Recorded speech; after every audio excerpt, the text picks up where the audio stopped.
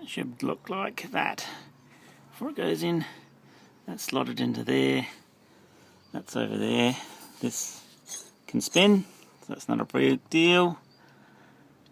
That's it pretty much.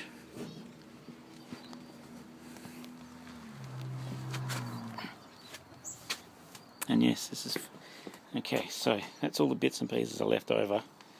I took this boot off because this diameter here didn't match that, and you can see that it looks like it's going to fit, but it just clamps down too far and buckles the boot, so I didn't like that, so I took that off.